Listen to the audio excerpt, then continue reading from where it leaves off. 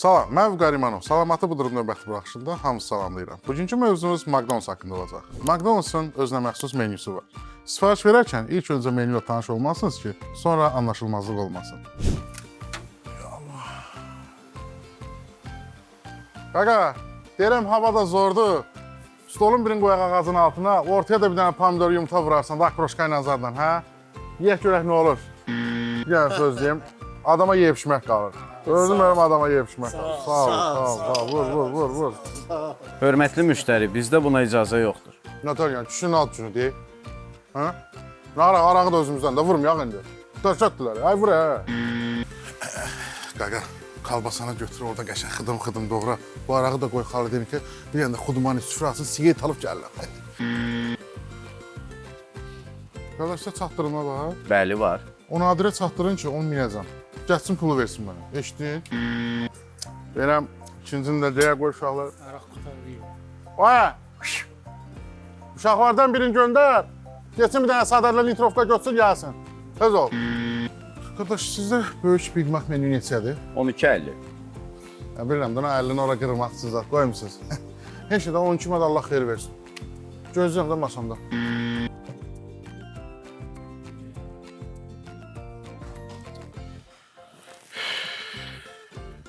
Elə biraz saxi xidmətdə sənəd alıram özümü, hayfdır. Marif kişinin kafesi, ala, ala.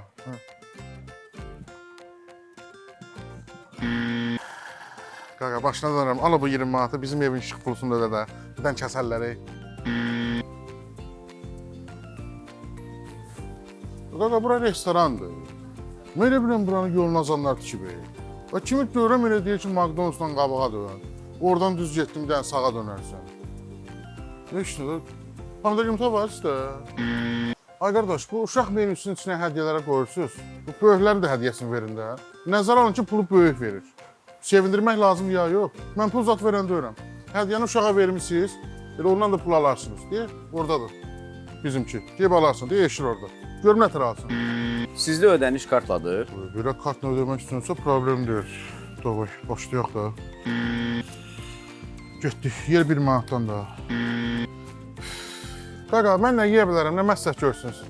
Sizə Caesar roll verək bəlkə. Ay da, uşaqdan ən böyük arzum idi Sezar rolunu oynamaq. Çəkişdə nə vaxt başlayır? Çox sağ ol, qardaş. Sifariş verərkən, sıranızı gözləyərkən digər insanlara qarşı nəzakətli olmalısınız.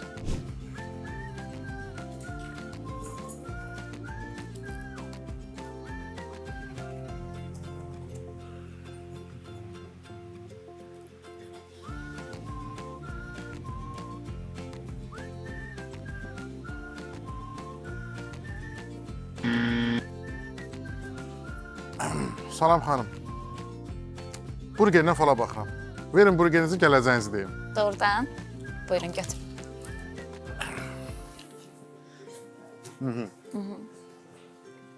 Bir dənə oğlan var, səndən ötürü ölür. Yaxşı da. Vallahi.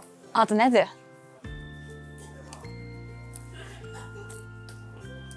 Adın görmürəm. Amma uzun boydu. 1.95 boy var, Lexus sürür. Yaxşı da. Vallahi. İç. Sonra? Hə. Qaqa, buranı yığışdır, bir dənə çay ver də. Nəli?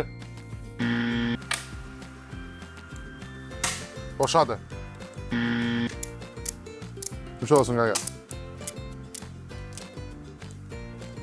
1. Allah. Şey. Müəllim, siz neyinirsiniz? Mama Donos menüdə nədir ki? Gəlin görək, qaynar burgerlərimizdən qalmadı, kartofildən qalmadı. Qaqa, görəsə knesat yığıram. Mənə də görəsə 3-dən 5-də. Gəlin görək.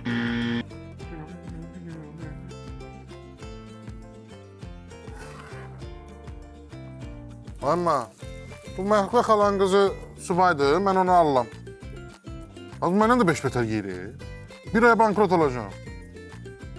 Az yavaş boğuldu. Kuş olsun xan.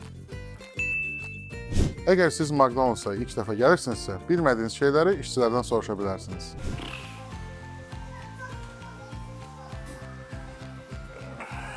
Yenirsiniz siz? Mənim sifarişimdir. Çekvizdəki rəqəmə baxın da. Budur, hamilə yemək. Ürəyim istədi.